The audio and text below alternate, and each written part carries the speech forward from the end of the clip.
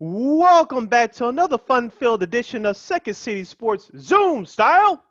Zoom style. Along with Lakeena McGee, which is she, I am Cindy Brown. Hey, that's me. You can follow yours truly on the Twitter and the IG at SidKid80. Once again, at SidKid80. That's SIDKID80. SIDKID80. You can follow me at Keena McGee on the Twitter and at Keena_McGee on the IG. You can follow this podcast, Second City Sports, first on YouTube at War Media. Once again, at WARR Media. You want to get a sneak preview? You can. Videos drop every Monday and Friday right here on YouTube. Once again, videos drop every Monday and Friday right here on YouTube at War Media. You can get the audio version of this podcast by simply going to War on Anchor. We're available on all podcast platforms, including the iHeartRadio app. Make sure you type in that search engine box on all podcast platforms. WARR on Anchor. That's WARR on Anchor. You can go to our website, weareregalradio.com, for more details. And you can follow us on all social media platforms, Facebook, Twitter, Instagram, and right here on YouTube at War Media. Once again, at WARR Media. That's Facebook, Twitter, Instagram, and YouTube. Thank you very much for your support. Like, share, subscribe, and tell your friends. We are unapologetically fun, and we have very definite opinions. Moving on. Lakeena, when things are going your way and when things are in your favor, don't it just feel like you're on cloud nine? Well, I know you're on cloud nine today. They said, especially after that great weekend performance and for the White Sox in their series against the Houston Astros, one of the top teams in the American League. They win 2 out of 3. And look, the pitching was dominant, and look, I think She just messed up my intro. well, Go ahead. I figured that's where you were going with it. Yes. Go ahead. Get straight to the point. But yeah, I mean, look, it was a very dominant performance by the pitching. We can do that every once in a while. Let's switch it up here. But look, it was a great dominant performance, and like I said to our girl Leila Rahim, who does a great job on one of the top midday shows in Chicago. Yeah, we gotta get her back on here soon. Yeah, we do. When she's not, I know she's like super busy right now. But yeah, I mean, look, they only gave after of course the 7-1 loss on Friday. They did only give up 1 run. I think they only gave up like 3 or 4 hits. I think total, maybe 5 hits in total. Carlos Rodon had a nice outing on Sunday, and to win the series. And look, I think that win the series like this could be good for the psyche. I think that. Especially since they got swept in Houston, I think, beating them 2 out of 3, had the full crowd there over at G-Ray Field. I think that really helps, a team, get the adrenaline pumping and to get the energy going. Like I said, the pitchers were dominant, Kopech and Rodon and Hendricks. I mean, that was a really, great start, a dominant performance all around. And, especially against one of the top hitting teams in the league. So I think that can always help. With the team psyche. I think, I'm not saying that they're going to win, the World Series. Like I said, they're going to be the AL representative, but I think winning a big series like this, especially to start off the second half of the season, can only help. Sid, what do you think? We talked about it last week about the White Sox doing better against 500 teams. Of course, the formula for winning teams, you play way above 500 against the bottom feeding teams. You take care of them on a consistent basis, and you play at or slightly above 500 against the winning teams. The White Sox, after being embarrassed on Friday, they came out, as you mentioned. I was there for both games. Go check out my social media pages. I have proof, as always. But with that being said, the White Sox offense actually came to life. They took advantage of the mistakes that the Astros starting pitchers made, and the White Sox played up to their caliber of what we've been known for them to do all season long. Now, Saturday's game, Lucas Giolito pitched, I believe, his best game of the season. I thought Tony Lewis was going to take him out after Lucas gave up that solo shot in the 9th inning. But Lucas Giolito's pitch count was still okay. It was around 100 in the 9th inning. He was still firing. So Tony Lewis, a great job to him for leaving Giolito in there. Of course, he got the final 2 outs, and that and the bat said that. Yes. But the offense came through for the White Sox on Saturday night. Tim Anderson, he's been on a tear lately. Even though he was named as a replacement for the All-Star game, he's shown you why he's an All-Star type of player. Gavin Sheets stepped up. Jake Burger the rookie infielder. Congratulations to him on hitting his first career dinger on Saturday night. So the White Sox offense was firing on all cylinders. Now on Sunday, they took advantage again early. Valdez, the left-hander for the Astros, wasn't lucky in his pitches, and the White Sox took advantage of a couple of errors, especially early in that game on Sunday that the Astros made. And what the White Sox do, just like '05, they converted them into runs. So you got to find many ways to win ball games. We said this all year, Lakeena, with still now 4 superstars out for the White Sox as we speak. We know that this team doesn't hit a lot of home runs, but when they do, they're damn near unbeatable. But you got to find other ways to win a ball game. And Sunday's game showed that it was led by the starting pitcher, Carlos Rodon, almost threw a no-hitter, but he struck out 10 batters in 7 innings of work. As you mentioned, Kopech came and shut it down in the 8th, of course. Closer, Liam Hendricks did his thing in the 9th inning to preserve the win and preserve the series win. Now, I know people are going to look at the stats and say, well, you only beat the Astros 2 out of 7 games this year. Yeah, 2 out of 7, yeah. No, but I'm talking about the season series overall. Oh, okay. Right, yeah. 7 games. You only beat them twice. But, hey, you beat them twice. You took advantage of Astros' mistakes, and like you mentioned before, it gives this team confidence just in case they meet down the road in the playoffs. And so this was huge for the White Sox. Now, I said in our last episode over the weekend, it's not going to break their season if they would have lost the series, but it gives this team much confidence now that you took 2 out of 3 games. You could play with the Astros. Are the Astros going to be favored by some people's eyes come October? Yes, I think the White Sox will be the overwhelming favorites. But winning this series this weekend, especially on your home turf in front of a big crowd, it was close to a sellout. I was there both days, Saturday and Sunday. It was close to a sellout. As we talked about it before things were opening up, the White Sox organization in particular, they need their fans to show up. And so far, they have shown up.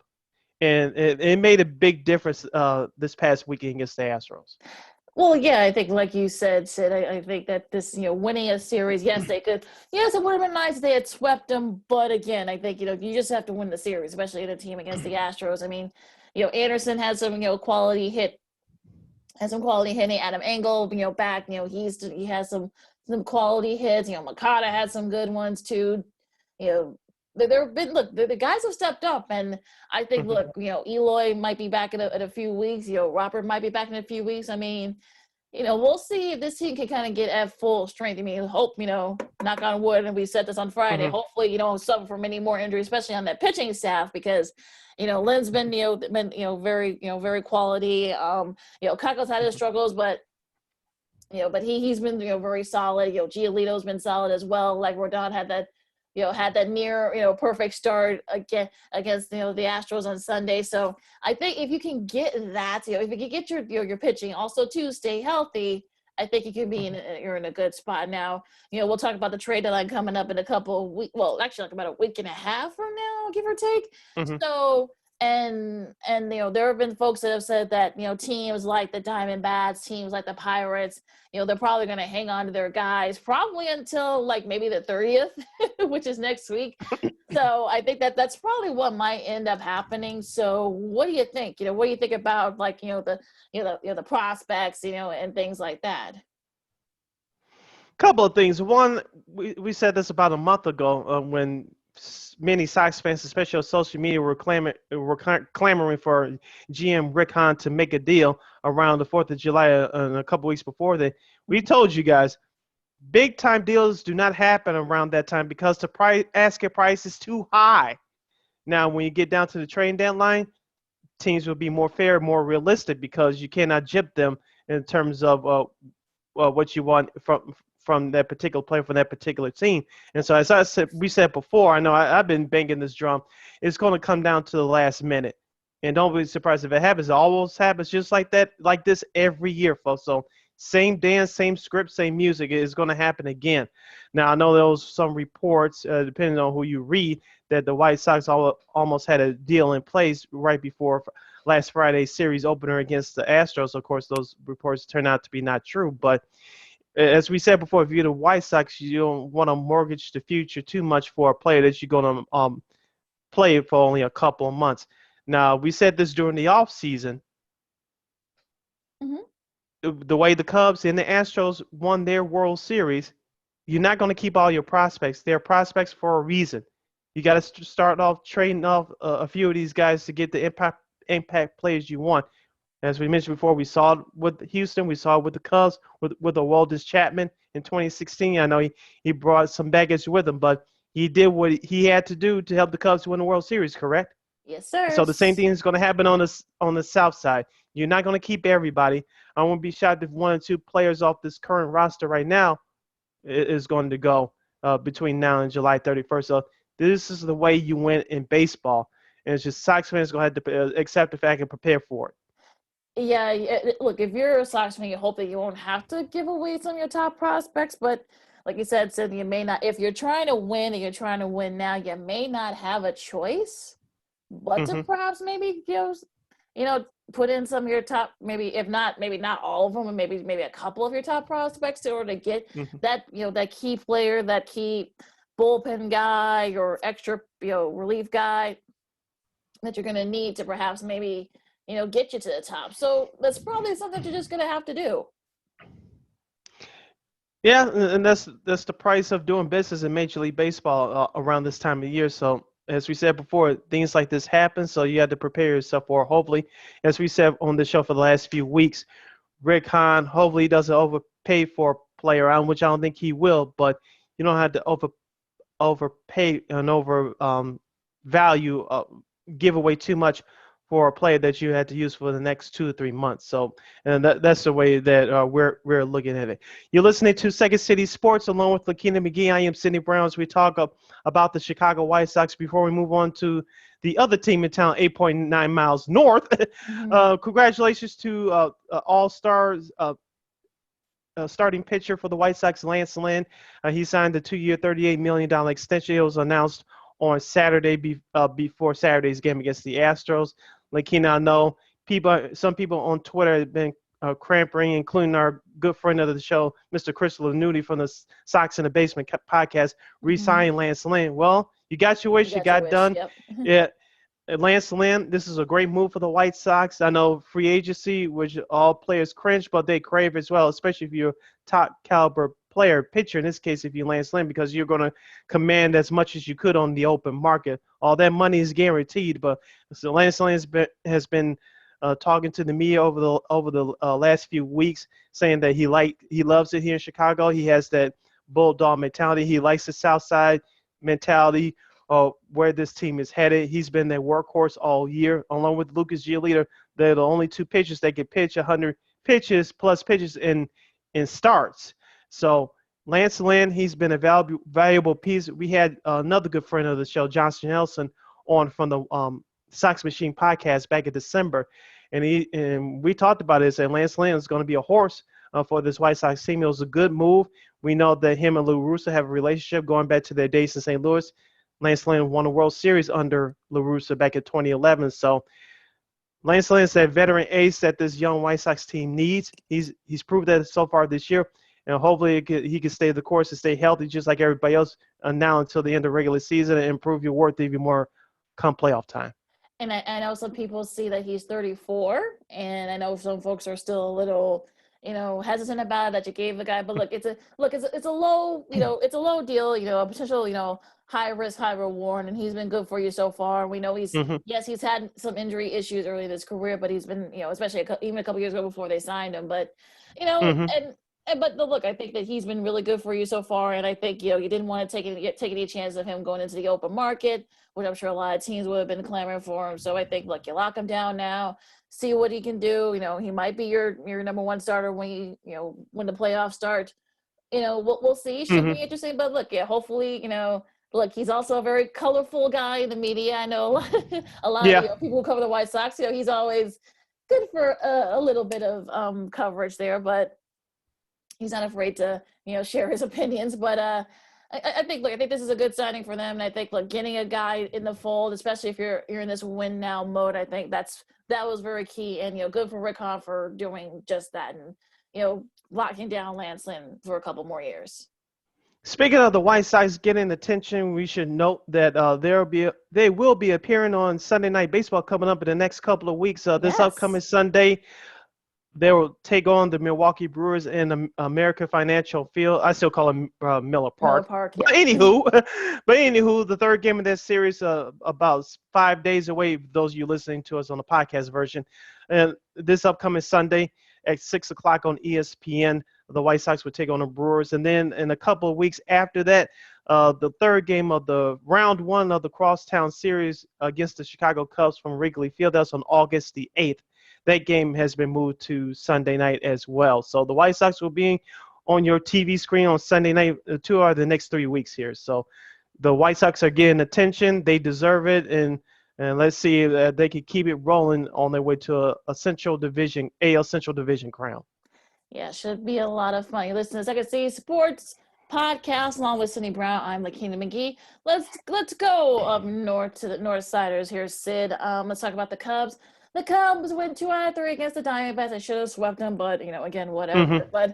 But again, they didn't have a good showing on Sunday. To help that could have swept them. They probably should have swept them. They had chances late, and they couldn't capitalize. But at the very least, they didn't lose the series. Because that would have been bad. No, they're not. Currently, they're nine. They're 9 back of the Brewers, and Sid. What do you think? I mean, I think that people have already said, let's trade Kimbrel, let's trade Rizzo. And I know people have seen some guys that they have picked up, but so do the White Sox and other teams. I mean, especially with some teams, making up games for double headers. This is what they do. So I think for people to say that, oh, well, Rizzo's going to get traded now because they brought this guy up from the minors, this first baseman. No, they're just trying to make sure they have extra players because they've got games to make up. So I think for, people who are once again overthinking it, I think people just need to chill. But, right. I mean, but they've got the Cardinals coming up. They can kind of put the Cardinals away. They've had their struggles as well. And also too, maybe perhaps, now that they can maybe perhaps hopefully gain a couple of games, and so that maybe you still have a puncher's chance of at least making the division competitive. So what do you think? Here's the thing when it comes to the Chicago Cubs, I was not surprised that they only took 2 out of 3 for the Arizona Diamondbacks. I said on our last episode they should sweep the Diamondbacks, but for some funny reason, I felt like they were going to take 2 out of 3, and that's exactly what happened. Now, this series against the Cardinals is very important because these two teams mirror each other. I know the Cardinals had more injuries than the Cubs this year, but so far they've been competitive, but not up to their standards. And so for the Cubs, if any good news that came out of the weekend besides taking 2 out of 3, Cal Hendricks looked good on Friday. He one of his best starts in a while. The offense started to come through. It just didn't show up on Sunday. But can they use that momentum, what happened on Sunday when they almost came back and won? Can they carry that through this Cardinals series this week? It's a big 4-game series on the road. Can they carry that momentum into this series? I'm not sure. I know we talked about the comments that Wilson Contreras made about a week and a half ago, saying that I'm paraphrasing here, that this team doesn't have the heart. They had to get their heads out there, whats, and play baseball, start worrying about other things. As we said before, things are not going well right now in that club. That's what happens when we lose 12 out of 13 right before the All-Star break. So things, you start to see people's true character when things are not going well. But for the Cubs, can they just get their heads out of the sand and just play baseball? These games are important, obviously, they're within the division as they take on the Cardinals before you face the Diamondbacks this upcoming weekend again at Wrigley Field. And can you take care of business against the Cardinals? Like you said, not put them away, but send a message and saying that you don't belong with us. I'm not sure, but it's going to be interesting. Well, look, it's always interesting when these two play each other. You always know the records and the positioning of the divisions throughout the other one when these two play. So it'll be interesting what they do here. And I think at this point, I think if you're just try to win as many as you can, try to maybe eat up some of that lead that the Brewers have established. Because like I said, I don't think the Brewers are going to end up winning the division. I just don't. I don't trust them at all. And their pitching is good, but their hitting can be inconsistent at times. So they're just now they're kind of the cream of the crop right now. So. You got Mills against Wolford. That game's already been played already. But then you got Hendricks and Ray White. That should be a fun one. Azalea, actually, who was actually good in his last start. against the Diamondbacks. That's actually, maybe you can kind of gain a couple of games there, and with the Cardinals, you at least win 3 out of 4, and you get the Diamondbacks at Wrigley Field, this weekend. Maybe perhaps hopefully sweep. I think that's probably and with them playing and with the White Sox playing the Brewers this weekend, you can probably help the White Sox. You guys can probably help the Cubs out. We take care of our business. You help us out. I take care of the business. Shade some of their lead, but yeah, I think look, they need their pitching needs to be consistent again. Their hitting needs to be consistent. Like Hayward has some big hits. And those a couple of wins against the Diamondbacks. Hopefully that can keep up. Baez was solid. Just keep that consistency up, and I think because this is big for them, if they can at least shave a couple of games or 2 or 3 games from that lead, or maybe even 4 games, maybe they can end up becoming buyers in a trade deadline. Who knows? But this next week's bid for Cubs, and I think for their future. I know there was, going back to the trade rumors and things along that line. Also, there was a report that came out over the weekend that the Cubs and people around the Cubs have denied that Anthony Rizzo and Javi Baez were given extensions by Cubs management, and they're close, in air quotes, to both of them are close to resigning. Rizzo, I'm not too surprised about, because I think we pretty much figured that he's going to be here at least for the rest of his career, as the Cubs are trying to make this transition. Javi Baez, his name's been on the trading block all year, along with Chris Bryant and Craig Kimbrell. Javi, looking at the stats, he's having a nice year, but it's not like at an MVP type level like it was a couple of years ago. And so he's a free swinging hitter. Mm-hmm. And you like the energy that he brings to the field. He's a heck of a defender. I know he has a couple of minor incidents, at least on the field incidents this year. It seems like he's learned from them. But the question is, for the Cubs, do you want to commit to him long term? Technically, they can commit to him and Bryant, but it seems like to me that it's going to be a tough choice between Bryant and Rizzo. Not Bryant and Rizzo, Bryant and Baez. Now, the common sense baseball man that I am, which I think I am, if those reports are true, okay, you resign Javi Baez. We already know that Rizzo is pretty safe bet that he's going to be here for the rest of his career. If that's the case, when will Chris Bryant be traded? July 31st, or you just let him walk at the end of the year? If that's the case, you just made up your mind that Javi Baez is more important than Chris Bryant. And Chris Bryant has had a nice year. Yeah, I think at this point, I think it's really anything that comes out that says, well, this guy's going to get an extension, this guy's going to get traded. I think you just got to wait and see. I think that, you can't play on, rumors in your windows. I think that these are the type of things that can kind of ruin a locker room. So for me, I would say, look, just wait. I mean, look, if they both get, if both Rizzo and Baez get re-signed, fine. If Brian gets traded, or look, there's still a chance that maybe Brian might re-sign, at a discount. So we just don't know at this point. So I think that, you just kind of have to just do the wait and see approach. Because I think that, guessing and everything else, it really doesn't do anybody any good. No, it doesn't. All right, Sid. So let's get to what happened around the league. What caught your attention? Oh, the Red Sox and the Yankees. It seems to that the baseball world wants to make people catch the attention of that series. The Yankees finally beat the Red Sox this year for the first time all year. They took the series in their backyard at Yankee Stadium, winning 2 out of 3. I watched Saturday night's game via my computer as soon as I got home for the White Sox game. I don't know about you, Lakeena. I know why that the game had to go on. I know for those of you that watched the Red Sox and Yankees last Saturday on Fox across the country, you got a chance to see our boys, the White Sox, until your game got started.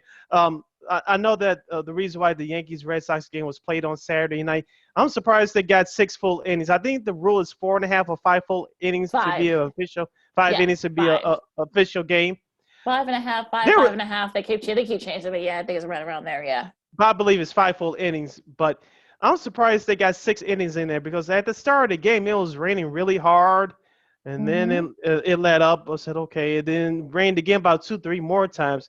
It was a great pitchers duel between Nathan Eovaldi of the Red Sox and Garrett Cole of the Yankees. It looks like Garrett Cole finally started to figure out in his last couple of starts. It goes back to the Astros game about a week or so ago, and he did a great job last Saturday.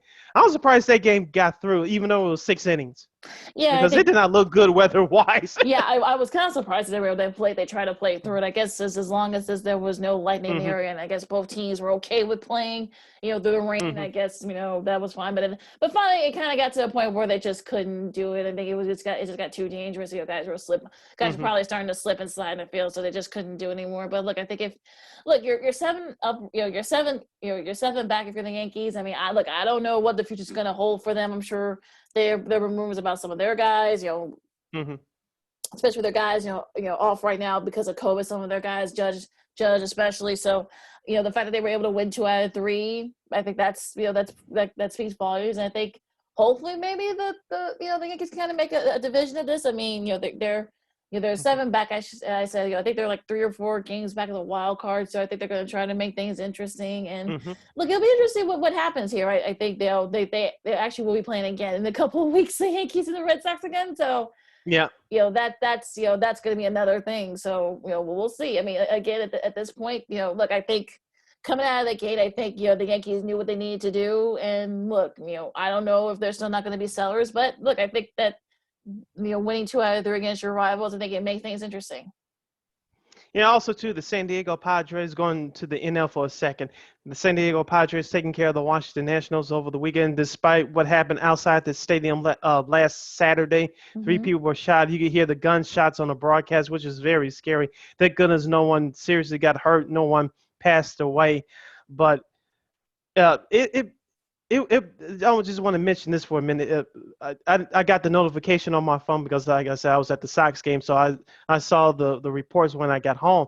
I was like, I said, I know it had nothing to do with the game, but just the incident just happened to be outside of Nationals Park. Our thoughts and prayers and condolences our thoughts are with the city of Washington D.C. right now. But Lakeena, I'm not going to sit here and tell people how to live their lives, but you just have to be extra careful, and you shouldn't expect stuff. We know stuff like this happens in the world, okay? But we just have to be, as a society, extra cautious, okay? And stuff like this shouldn't happen anywhere, but we accept the world as it is. But the last place you want stuff like this to happen is at a baseball game. Thank goodness no one got hurt, as the fans at Nationals Park was exited out the stadium very peacefully. It wasn't too chaotic, thank goodness. But it was just a very scary scene last Saturday night. Yeah, it was very frightening. It looks like it was a domestic disturbance. It was kind of like a domestic thing that just happened, like just right Hmm. outside, Nationals Park. But yeah, I think it's just thankfully no one passed away. The injuries weren't Hmm. serious, and apparently, I guess like one of the people that were shot, apparently was the suspect too. That's a again, I might be wrong, but that's like another like going to another subject. But yeah, I think it's just a Hmm. little I would say for folks, like we said at the end of the show, just be careful because things are getting dangerous. People are a little, off Hmm. right now. So I think let's just be careful and just, let's just not let that stuff deter from us getting back to some type of more normalcy, or at least Hmm. some sort of normalcy at the very least. I know some other stuff's happening, but Hmm. but let's get back into the baseball. Yeah, Shohei Ohtani of the Anaheim Angels hit his 34th home run. Hit his 34th home run last Sunday against the Mariners in a 7-4 loss. Like, we talked about him on our last episode. He was the main show at the All-Star game, even though Vlad Guerrero Jr. had the MVP award. Shohei Ohtani, he's something special. I Mm-hmm. just hope that baseball markets him. I hope that Angels fans appreciates him, and will Ohtani remain there for the rest of his career? Who knows? But he's one very special player. Yeah, he really is, and I can see why he's sort of he's the leader in the clubhouse for AL MVP. Hmm. I know Blue Jays fans are wish it was Vlad Jr., but look how many times you're gonna get a guy who can both pitch consistently and hit consistently. So I think that's sort Hmm. of like a once in sort of like an every 40 or 50-year type of thing. So look, I think hopefully baseball markets him well. I mean, look, the one thing about baseball, we've said this for like the last 10 or 15 years, that they haven't not done a good job of marketing their top players. I think here's a guy that is special and can do both and do both well. So, you wish that hopefully they can market him more. And look, I think you can play off the fact that he's Japanese. I think especially with the stuff that's going on with Asian Americans, this is a guy who can sort of be the face of the Asian community in a lot of ways, and kind of be that positive light. Like, look, you guys treat him well, he'll treat you well. So, and plus, remember, he actually took his winnings from the home run derby. He actually gave it to some workers for the Angels organization. So that was a nice little sentiment for them. So he's actually a good guy too. So there you go. Yeah, class move. Very classy. Yeah. Going to the NL East, the New York Mets, they took care of business against the Pittsburgh Pirates, but not without some controversy. Which should we go first, Lakeena? What happened last Friday or last Sunday? Go in order. Go what happened last Friday. Let's see. Friday, Marcus, you could not going this off of memory, of course. Last Friday, Marcus Stroman, the starting pitcher for the Mets, he got into it with the whole Pittsburgh team. They started yelling stuff back and forth. Then the bench is cleared. I believe, correct me if I'm wrong, Francisco Lindor got injured in that game as well. Yeah, he did. Oh, yeah. So good. My memory's still good, even on 29. But Francisco Lindor, who has struggled this year in his first year in the Mets uniform, he got injured. And then, of course, last Sunday, in the midst of a 6-run first inning, the starting pitcher for the Mets, the ball was hit down the third baseline. It was trending fair, and the starting pitcher, I forget his name, but he swatted at the ball. Yeah, swapped it, and it picked it up, started yelling at the umpire. Nice job by the Pirates in picking up on that. It's a fair ball. You go score, and that's what happened. The starting pitcher for the Mets got kicked out. Rojas, the manager, got kicked out. Of course, the Mets used that to fire them up, and they came from a 6-run deficit to beat the Pirates 7-6 to take that series. So, Lakeena, I haven't seen anything crazy like that in a long time. I know I was watching MLB Network, and they had a similar play back in April of 1990 with the Mets in the Atlanta Braves, the year before they went to the World Series, by the way. The starting pitcher for the Mets was David Cone, now current New York Yankees broadcaster. I was like, you don't see that too much very often. And Tejuan Walker, that's the Mets pitcher. Thank you. Who did that little weird swipe and he got tossed. Yeah, he got tossed first, and the manager got tossed. Yeah, and then the Rojas got tossed too. So that was just a really weird series. I mean, I know these two kind of had their little battles when they were in the NL East. So when the Pirates were in the NL East, I should say. So I think that this is sort of like a continuation, although it's been 30 years since. But then all that. But that was actually pretty funny. But that whole thing. But it was actually a very interesting series. Who would have thought that those two had some gripes? But it was just hilarious. But look, I think going back to the Yankees for a second, Ronald Odor is being the first second baseman in MLB history with 710 home run season before his 28th birthday. I mean, he's been kind of one of the few bright spots hitting wise. Since Stanton's had his struggles, Judge has been injured and such, and also too Charlie Blackmon, who's been the subject of a lot of trade rumors.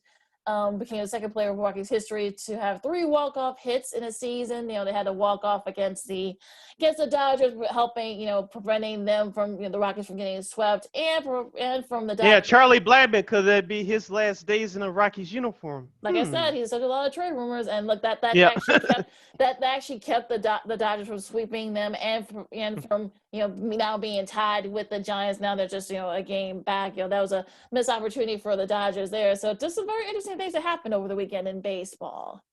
Yeah, that was going to bring up the San Francisco Giants. They took care of the Cardinals this weekend. As we said before, it looks like they're not going away. Now, do I have them winning the division? No. But will they compete for a wild card? Yes. So, as we said before, what will Giants management do at the trade deadline? Will they pick up another starting pitcher? Will they pick up another big bat? I don't think it's going to happen, but could Charlie Blackmon fit the San Francisco Giants? Just a thought. Do you really want to go in their division? No, you're right. That's what I'm saying. That's sort of a weird, waking up in there. But yeah, I mean, look, the Giants, they lost 2 out of 3 against the Cardinals, so that's why the Dodgers are only a game back now. But the Padres, they're staying, they're 5 back In the East, just a weird East. We talked about the Mets. The Phillies, they won their series over the weekend. They're now, only 2 back. The Braves, they're 4 back, and the Nationals are 6 back. So that's going to be a very interesting division to see what those teams do now in the West, because of the White Sox beating the Astros, 2 out of 3. Now that the A's have had their struggles though, but they're still 3.5 back. Cleveland took care of them this weekend. Yes, they did. So they're 3.5 back, but also to the Mariners. I mean, the Mariners might. I'm not saying that they're going to be in it for the division, but they're only 6 back, so they could contend for a while. But like I said, I mean, if you look at the wild card standings, they could probably very well contend for their 2.5 back of that second wild card spot. So they could be right there. They're tied with the Blue Jays, so you never know. Yeah, you never know. So as we said before, between now and the trade deadline, things are getting interesting, and teams are jockeying for position. Before we close out this segment, Lakeena will give our listeners and viewers the schedule for this upcoming week in Major League Baseball. You have Mike Trout. He tweeted out on Sunday, Oakland, and like 3 or 4 airplane emojis. So it looks like he's coming back as the Angels will travel to Oakland to take on the A's. Kansas City will visit Milwaukee. Maybe they have off the Cubs, maybe not. The Miami Marlins, who had their struggles over the weekend at Philadelphia, they'll travel to Washington to take on the Nationals. Philadelphia, as we mentioned just a second ago, they'll play a 2-game series at New York against the Yankees. Boston will play at Toronto and Buffalo. We have news on Toronto in just a minute. Baltimore will travel to Tampa Bay. The Mets will take on the Reds. Texas will go to Detroit. San Diego will go to Atlanta. Cleveland will go to Houston. Minnesota, of course, are playing the White Sox here on the south side for a big 4-game series. The Cubs will visit St. Louis for 4 games. Seattle will travel to Colorado. Pittsburgh will play at Arizona. And then, of course, the big series this week will be a big 3-gamer at Dodger Stadium between the San Francisco Giants and the Los Angeles Dodgers.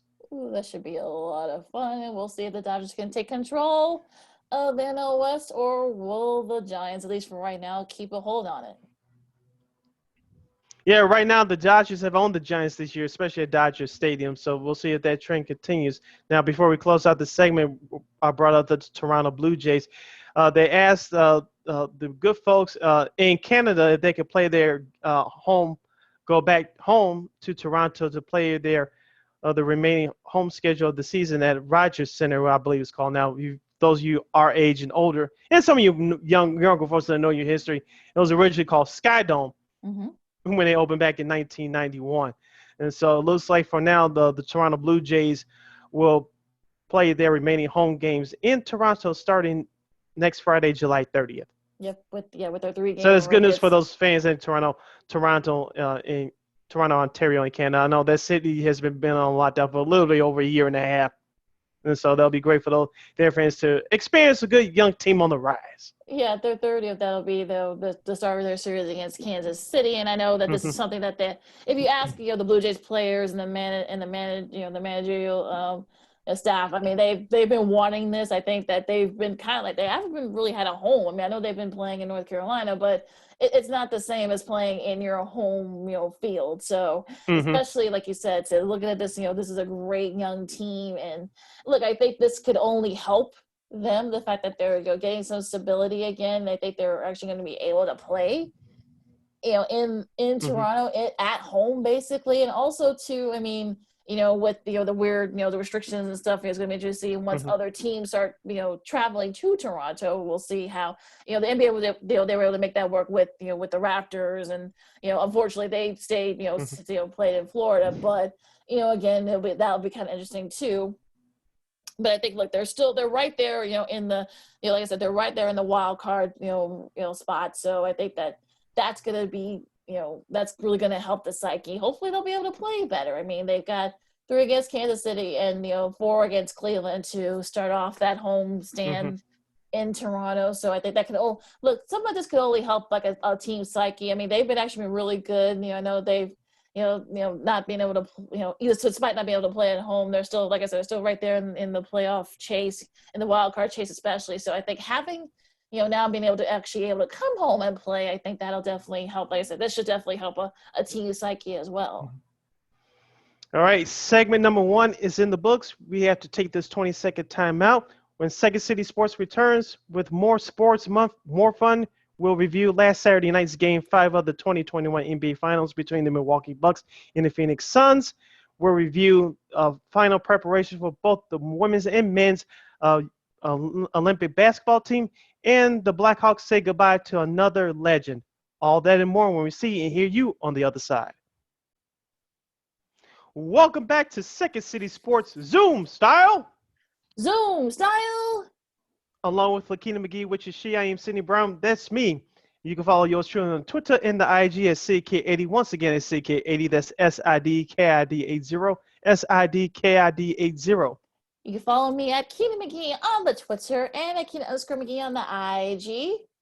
Let's continue to talk basketball, Lakeena, as we kick off the second segment of Second City Sports. Talking about the 2021 NBA Finals. Last Saturday, Game 5 between the Suns and Bucks took place in Arizona. The Milwaukee Bucks come from behind victory with a 123-119 victory, taking a 3-2 lead in this best-of-7 series. Jrue Holiday led Milwaukee with 27 points and 13 assists. Devin Booker led the Suns with a game-high 40 points, grabbing 4 rebounds, dishing out 3 assists. Lakeena, before we really break this game down, Phoenix had a hot start. They tried to maintain it in the second quarter. Milwaukee started to make a run. After halftime, Milwaukee started to make a run.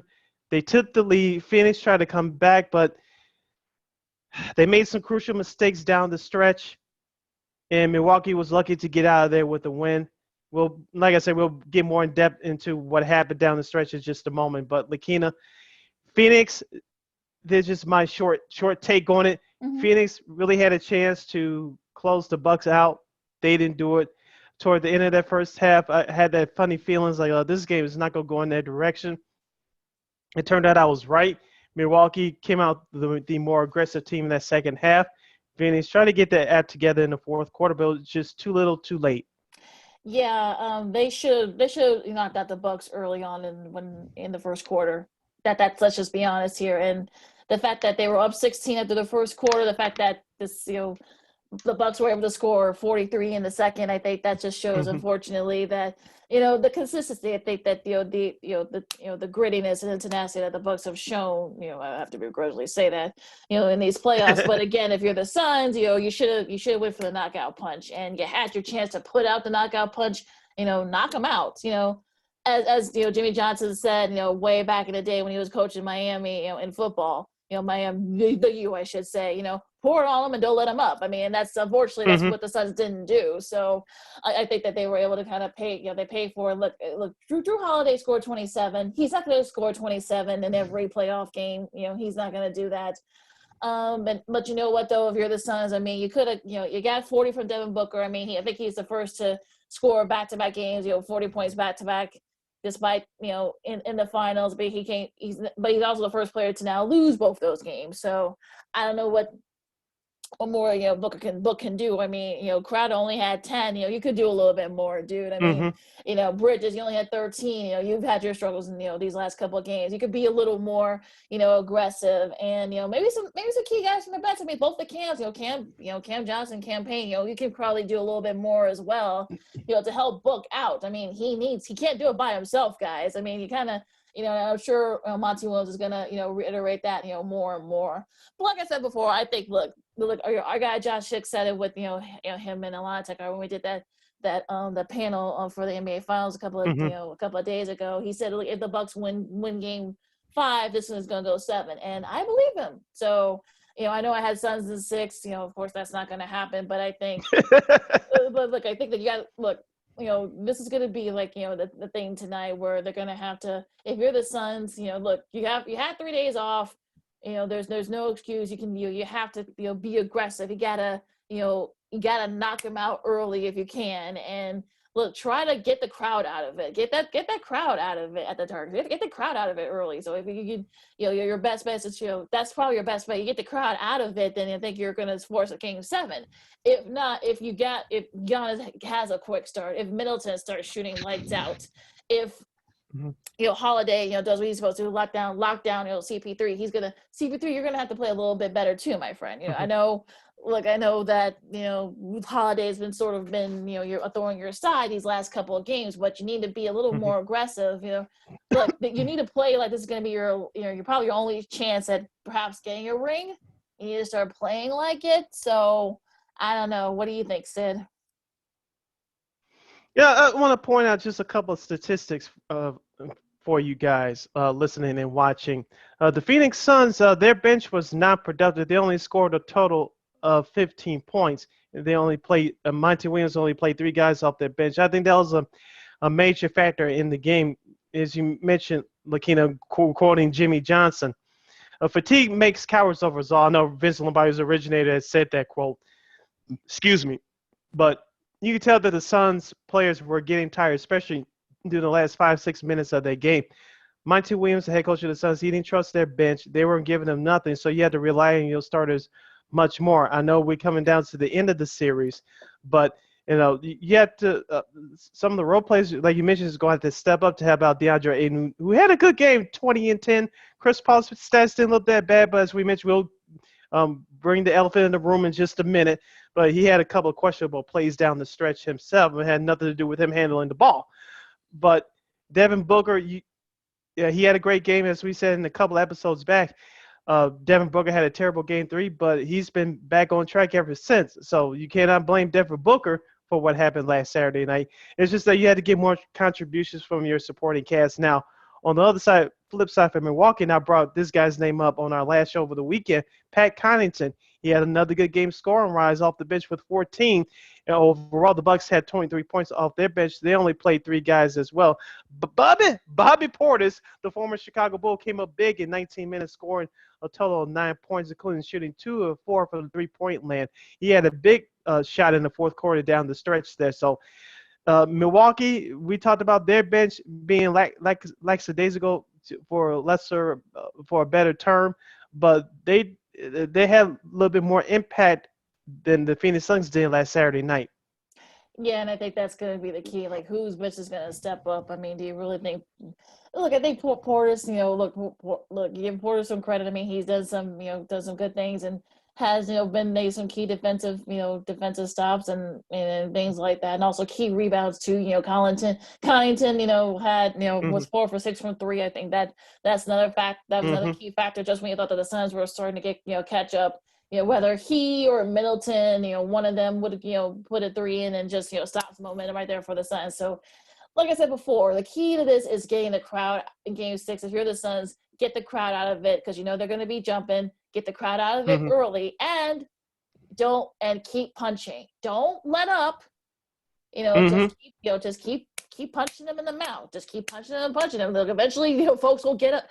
In this instance, folks will give up. So they probably won't. But look, I think if you're the NBA, you want a Game 7. That's not good for Olympic purposes. But we'll get to that in a second. But you just gotta look. I think you just gotta take it one game at a time. Because I think, look, I know this is a must-win game for the Suns, but also too, this is a must-win for the Bucks because they were in this situation, a series back against, Brooklyn. They couldn't close it out at home. For Game 6. Now they did end up winning Game 7. This is a totally different situation. So, Suns, their bench, their role guys need to step up. Cam, both the Cams, Cam Johnson, Cam Payne, they're both going to have to step up. I mean, they may have, Monty Williams, just for fatigue purposes, they may have to get some of the guys out there. Maybe Frank Kaminsky has a game of his life, or maybe Smith has a game of his life. I mean, you're going to have to trust your bench. So, all hands on deck now. Yeah, this is the last couple of games. We have to win 2 games now. So, if you're the Suns, like you said, all hands on deck at this point. And also, too, I found it interesting that both teams shot the 3-point ball very well. The Suns at 68%, the Milwaukee Bucks at 50%. I don't know if that's going to continue for both teams, but if you're the Suns, you rely on that more than Milwaukee Bucks.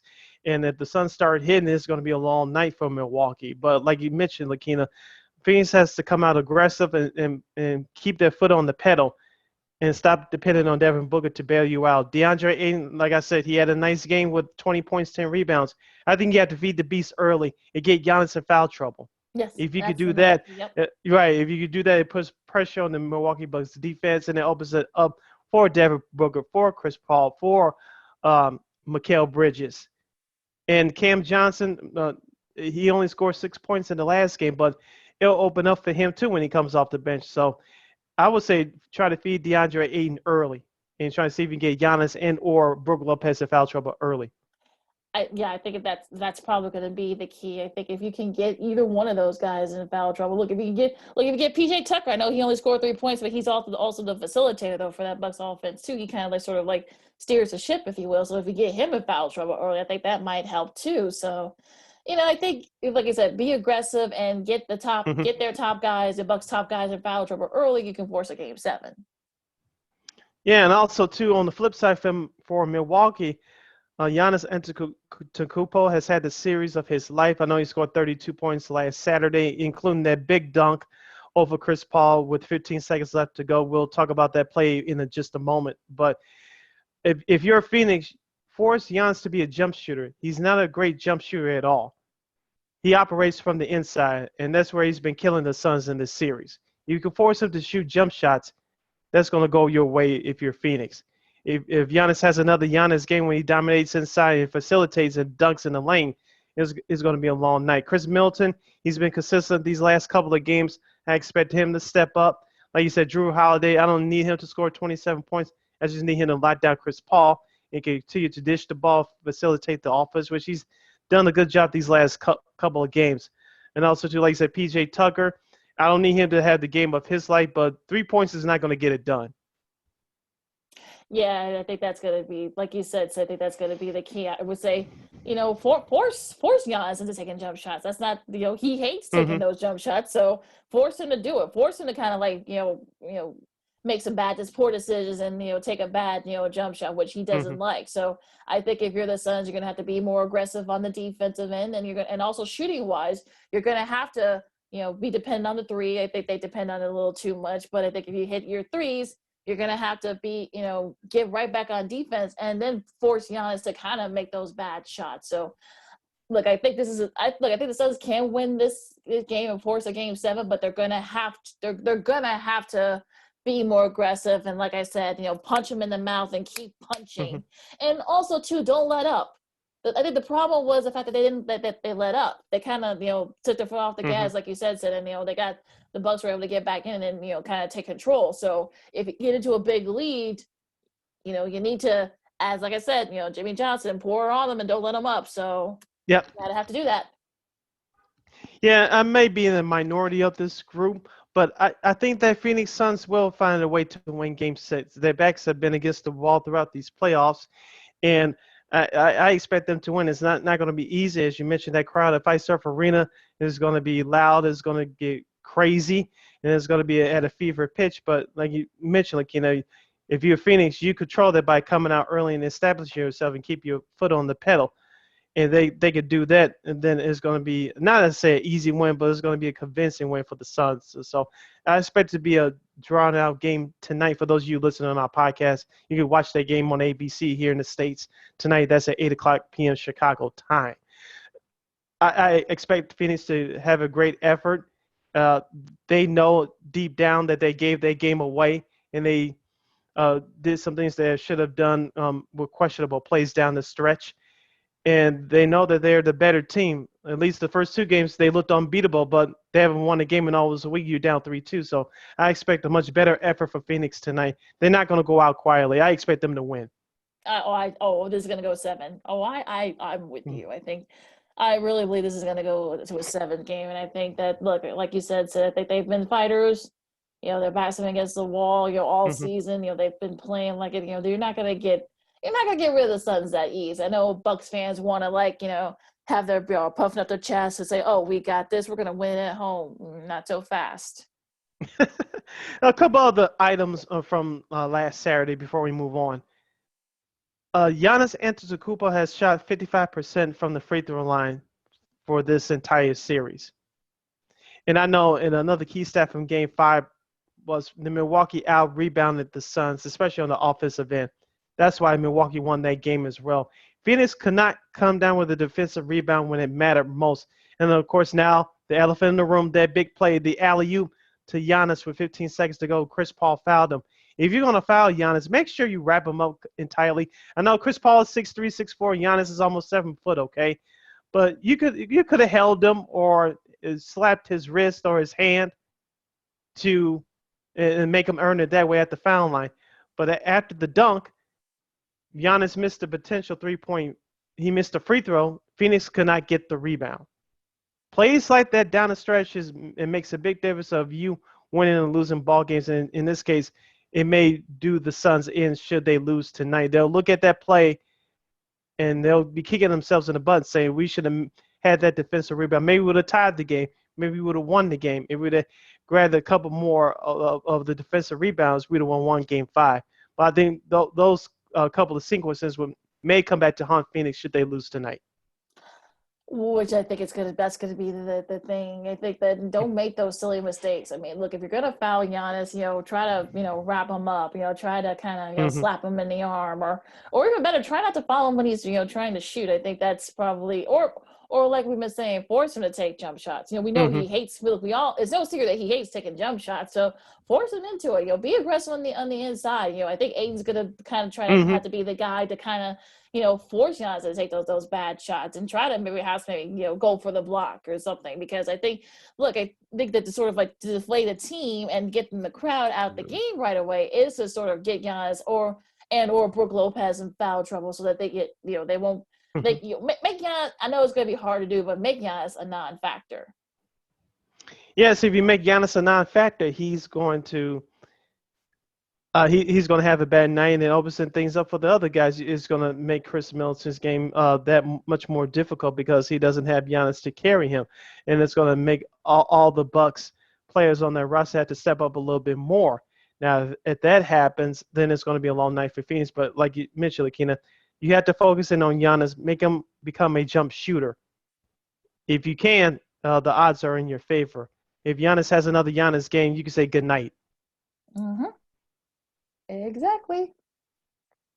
You're listening to Second City Sports along with Lakeena McGee. I am Sydney Brown. Lakeena, as we continue to talk basketball, let's switch over to the Olympics. We know that the opening ceremonies are a few days away, that technically Friday, July 23rd. Back here at home, the U.S. men's basketball team and the women's basketball team wrapped up their exhibitions in Las Vegas. Well, let's focus in on the men. Lakeena, they beat Spain. Zach LaVine, our very own Zach LaVine from the Chicago Bulls, he looked good. Kevin Durant looked good. Damian Lillard had a Dame Dollar game, as the kids would say. He carried the U.S. team on Sunday in the final exhibition game. It was very competitive. Old man Paul Gasol still has something left. Ricky Rubio was out there dancing around with the basketball. But look at that Johnson kid that we talked about on Friday, which the news was breaking, that broke. He filled in for Bradley Beal.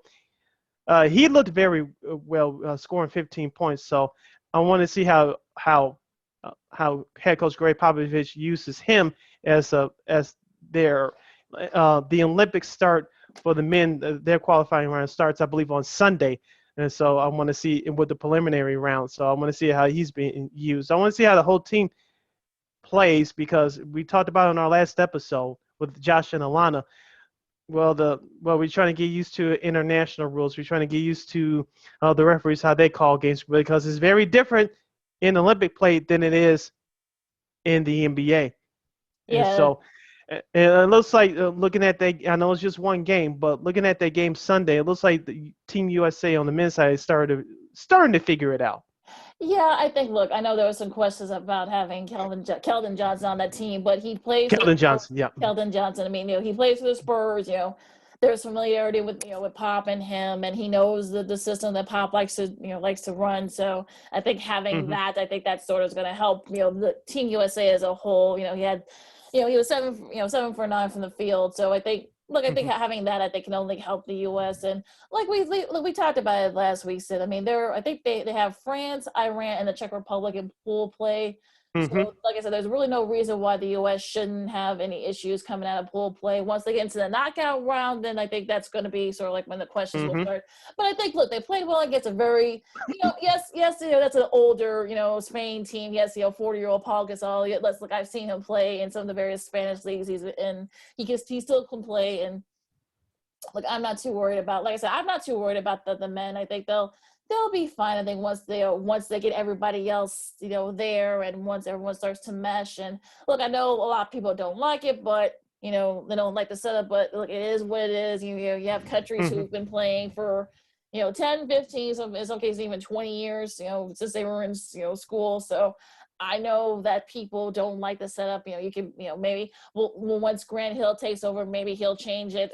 I don't know. But look, I think Mm-hmm. that having, winning your last couple, I know the Australian game was canceled, but I think winning against a very good Spain team can only help the psyche, like I said, for the U.S. men. I know they're on the way to Tokyo as we speak. So I'm like, I think if you're the U.S., I think that especially on the men's side, I think you got to be feeling pretty good going into the competition. Yeah, the couple of things that I worry about. First, Bam Adebayo. Shout out to our girl Lana Takauer from the Miami Heat. He's the only big man that the USA has, and heaven forbid he gets in foul trouble or gets hurt. I know JaVale McGee was added, also another player that was added on in the as a last minute replacement. But the U.S. really don't have any big guys outside of Bam Adebayo, and that's troublesome. Even though the way the game is played today, it's still troublesome to me. So hopefully, if nothing happens to him in terms of injury, hopefully he doesn't get in foul trouble. The U.S. will be fine, but the lack of depth as far as mobile big men, that worries me. And so that's one thing I'll be looking at. And number two, I think we talked about this I know we talked about this in our last episode, but Zach LaVine, the way he's been playing these last couple of games in the tune-up session, I'm really like what I'm seeing from Mr. LaVine right now, and hopefully that he could carry this momentum into the competition when it starts next Monday for Team USA. I want to see how he can take over a game. I know you have Durant. I know you have Draymond Green, who's not a scorer, but he's a facilitator. But I want to see how Zach LaVine meshes in more with these guys that are at or above his level. I think look, so far he's actually been pretty good since being in the Mm-hmm. lineup. So I think that can only help. I think I think Zach could be kind of like the guy that can kind of help he can facilitate the offenses too. So I think if you're a great Popovich, I think that's what you want to see. And look, as far as the big man's concerned, I mean the paint protection could be an issue, especially once you start playing teams like Australia, Mm-hmm. like Serbia and Slovenia too, where Luka plays, and that's the sort of thing that you have to worry about because they have big guys. So that's probably like one thing where that might be a deterrent for the United States, on the men's side. But look, I think as long as you're getting the consistency, once Holiday and Booker and Milton, once they get there, hopefully they'll still have, especially if it goes 7, the finals go 7, hopefully they'll still have something left in the tank. But again, I'm not, like I said, I'm not too worried. Like I said before, once they should go get a pool play, no problem. They should, get into the knockouts, and we'll see what happens once they get deep into that. Yeah, here's the schedule for the USA men's Olympic team next Sunday at 8 a.m. Eastern time. At 7 o'clock Chicago time in the morning. As you mentioned, Lakeena, USA would take on France. And then Wednesday, July 28th at 12:40 a.m. Eastern time. That's late Tuesday night here on the Central Time Zone. You'll have, I was wrong. See, my computer's screwing up. Do you have the schedule for you, Lakeena? I know they play again. They play Iran. Iran, okay, yeah, I see it now. Yeah, they play Iran, yeah, at 12:40 a.m. Eastern, so that's 11:30 p.m. on a Tuesday, Chicago time. Then, of course, next Saturday, July 31st, the last game of the preliminary round, that's at 8 a.m. Eastern, that's 7 a.m. Chicago time. USA would take on the Czech Republic. As you mentioned, you should be 3-0. There's no excuse. Mm-hmm. Now, this is an extension of the exhibition session. Mm-hmm. If you can't win those 3 games, you don't belong to qualify for the medal round. Yeah, Like I said before, there's no reason why the U.S. shouldn't be 3-0 going into the knockouts. I'm like I said, I'm not worried. I mean, they should be able to. I know France has some players, but you should be able to beat them pretty handily. Iran Hmm. should be able to beat handily. Same with the Czech Republic. I know they got a couple of guys on there, but you shouldn't. There really shouldn't be. There's really no excuse if they don't start 3-0 and then pull play. They just really shouldn't. Yeah. Are you getting 2004?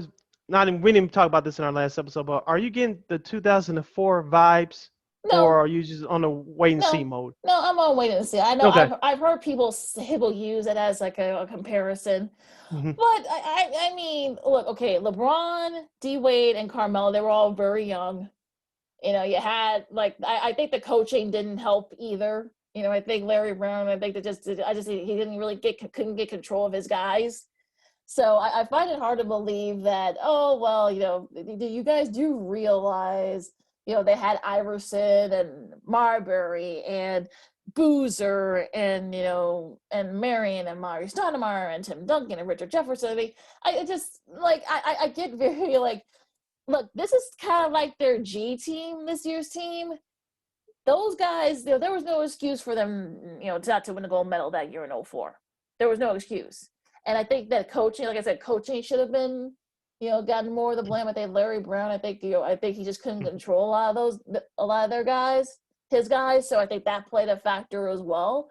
So for people to compare this team to the '04 team, like I started seeing, like, okay, are we remember the same '04 team? Because I remember that '04 team. That team, they were kind of like, that they're just kind of like, 12 different individuals. They weren't playing as one team. Like I said, the coaching Hmm. didn't help. So I don't know how you feel about it, Sid, but that's just my synopsis. I'm getting a little bit of sense of that, but I'm it's half and half. I know that we as Americans expect our athletes to be dominant. You're not going to win everything, but I know we've been dominant in basketball for a long time. Okay, but here's the reality. The rest of the world has caught up with us in terms of basketball. Okay, we saw that 20 for the last 20, 25 years, and we referred to back to 2004, and we didn't have our best team out there. And that team, I'm talking about the U.S., won a bronze medal.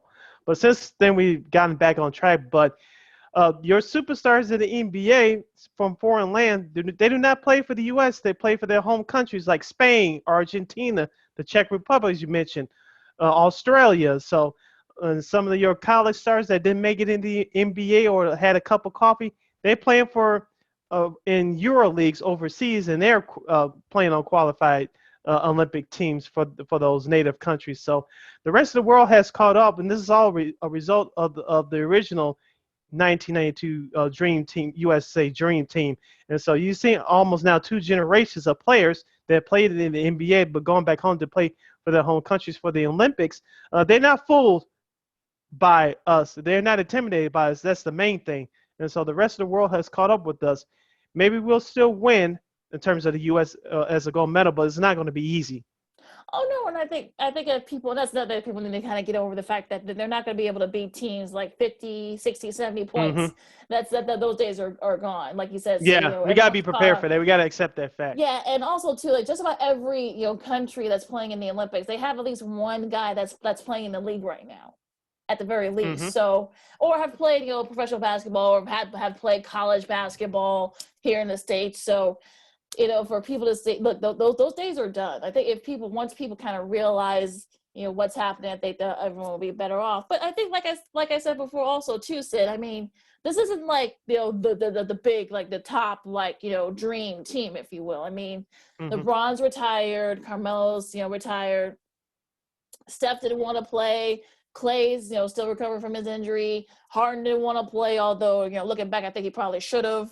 Just saying. We won't Hmm. we won't get into that, but yeah, I mean, look, they have guys, their top guys just didn't want to play or just aren't playing. So, for folks to say that, oh well, this should be dominant, but look, this is like their G team or like their H team or Hmm. something. So, I kind of roll my eyes when I see people say, well, we should be beating teams like 30 or 40 points. Have you even not Not been with this following? squad. How have you guys not been following basketball? Like our buddy Matt Peck said, are you guys not been following basketball the last 20 years? Or Mm-hmm. The kind of squad that's going to be playing in the Olympics. Come on. Yep, people need to do their homework, and so you won't hear silly statements like that. So the Olympics, I'm excited about it. Lakeena will be watching, and we'll be giving our commentary. So it should be interesting and it should be fun. Last few moments here on Second City Sports, along with Lakeena McGee, which is she. I am Cindy Brown. That's me, Lakeena. We have some news on another superstar that will not be participating in these upcoming Olympics in Tokyo due to COVID-19. Yeah, this is a bummer on the women's side. Tennis, Coco Gauff, the 17-year-old from here in the United States, she announced on Sunday that she tested positive for COVID, and now she won't be able to participate. I know she feels bad because she really wanted to play, in Tokyo to represent her country and perhaps maybe win a medal for them, in tennis. So this is such a bummer. And I think one of the alternates from the gymnastics team, the women's gymnastics team, tested positive, so she can't be able to. Now they got to bring somebody else in, another alternate. How they're doing it. So I know some people have been saying, why can't they cancel the games? They're not going to be people there. Parents, spouses, boyfriends, girlfriends, family members are not going to be able to attend. Only just their training, their coaching staffs. But look, they lost. The Olympics, lost out last year because of COVID. Come heck or high water, they're gonna, the IOC is gonna make the Olympics happen. This is about money. NBC wants the Olympics to happen too, and all the other television affiliates for this are gonna be telecasting this. So, they're gonna make it happen. The money is the root of this, unfortunately. If they have to do it in a bubble, they're sleeping on cardboard, beds. I think also too to discourage, some little Indian windows that we've heard have happened over the years in the Olympics. Bedroom fun. Keeping it clean as possible. The Olympic Village, so I'm sure they're gonna be like, in a bubble. Don't you spread that Rona. You keep to yourself. Exactly. You said it better than me. They'll get tested 1,000 times per day. So like 3 or 4 times, maybe daily. So they're gonna try and make this happen. There might be some folks that might have to go home or might have to get quarantined due to COVID, but the Olympics are gonna happen, folks, whether you like it or not. Yeah, I was just going to ask you that, Lakeena, before we move on to our last story. Do you think it's going to be a disastrous Olympics? I hope not. But do you think it's going to be sort of disastrous or a major disaster or a mild disaster as far as athletes had to go home and events being moved around or canceled overall due to, heaven forbid, the amount of competitors hopefully they don't catch the virus, but I think it will depend on obviously how many people have it. But do you expect a major outbreak, or do you think it's going to? It's not going to be a perfect. No, that's not. Olympics. Let's accept that. But how much damage do you think it's going to have? Do you think it's going to be minimal, major, or somewhere in between? I think it's going to be minimal. I think because I think so too. I don't think it's going to be disastrous, obviously, because like you said, money's on the line. But I think it's going to be, not going to say the halfway point, but it's not going to be enough where the games are going to get canceled. I'm sure some people will be rooting for that because that'll be the big story, but I just don't see that happening. But like we talked about the last few weeks, I know our athletes, most of them, not all of them, have been vaccinated. Let's just assume that. But you have other people from other countries coming in from around the world to Tokyo, Japan. Are they vaccinated? We know other countries, including India, have been having problems with vaccination, unlike here in the United States. I know the numbers have been up lately, but a lot of people have gotten vaccinated. We're back to our normal lives. But we know that other countries have been having problems with the vaccination programs. And are other athletes vaccinated if from other parts of the world? If so, how many? Well, that's a real factor here. Yeah, I think it's going to be minimal too. I think, like you said, Sid, but I think it's also going to depend on the access of vaccination in some of these countries.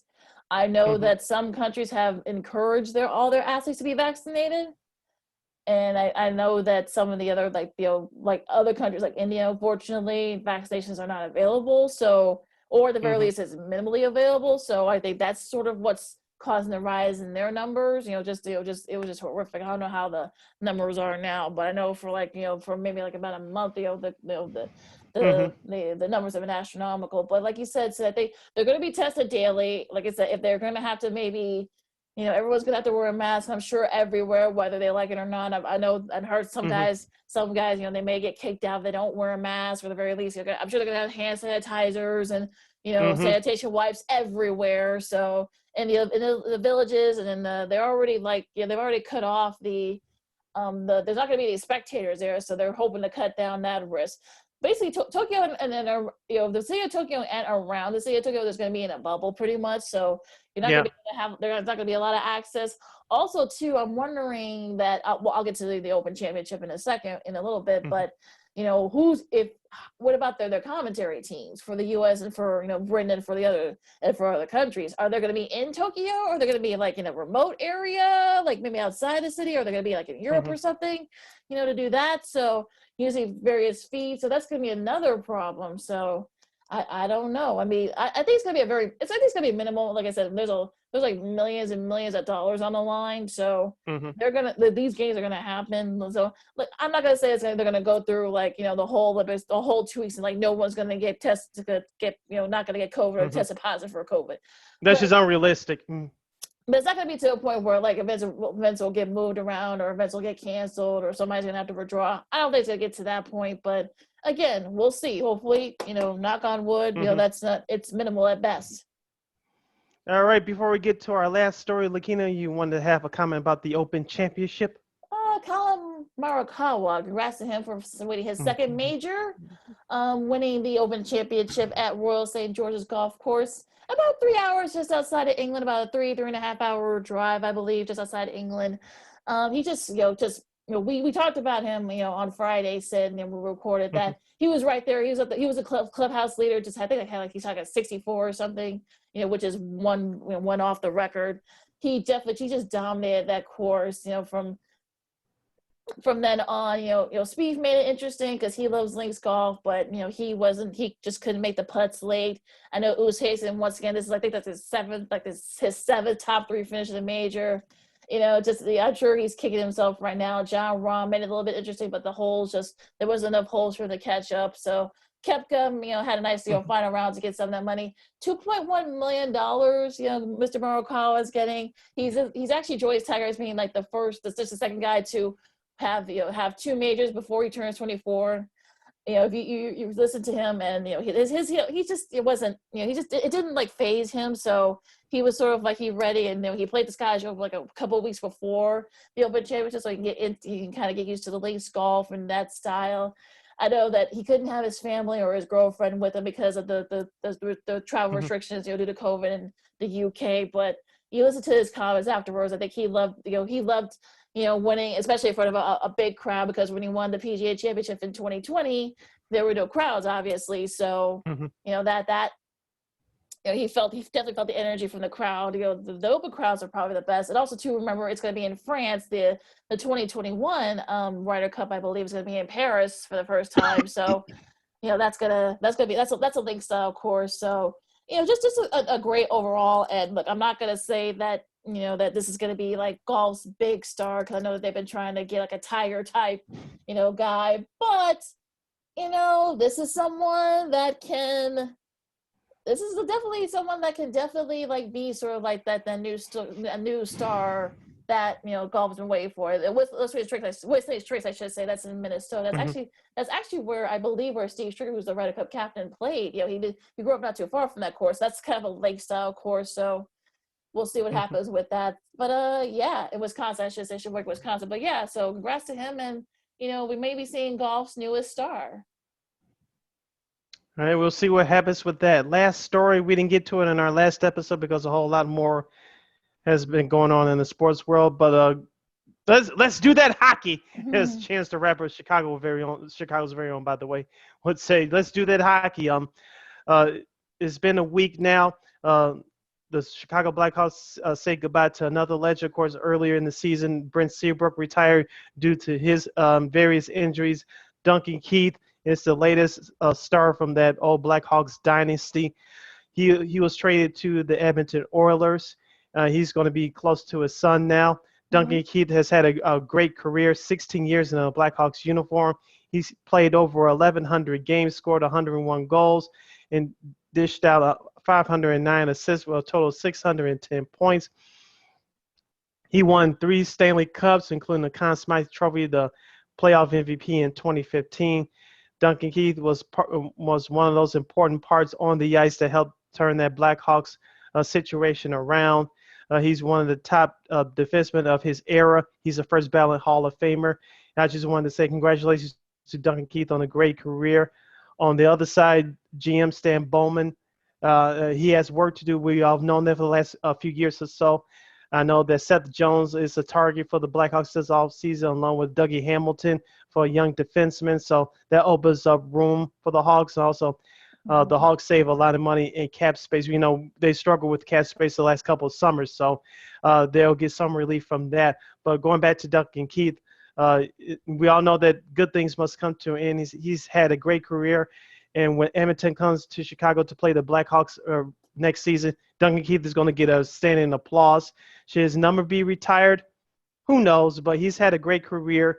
Helped brings 3 Stanley Cups home to Chicago. He's a first ballot Hall of Famer, as I mentioned. He's had a great career, but age is catching up to him. He's still good, but age catches up to him. As we always say, Father Time is undefeated. So am I sad a little bit, but not really, because this Blackhawks team, although they've shown signs last season that they could be a playoff team again, you just need to move out the old guard to bring in new players. And this is what's happening right now.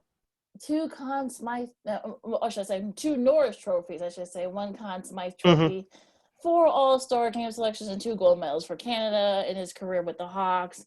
105 goals, 520 assists, 1,628 block shots, 2,447 shots on goal, and in almost 1,200 games with the Blackhawks. I think, like, I know some people would say that I kind of feel like, you know, Keith is one of those, you know, kind of like the key to that core.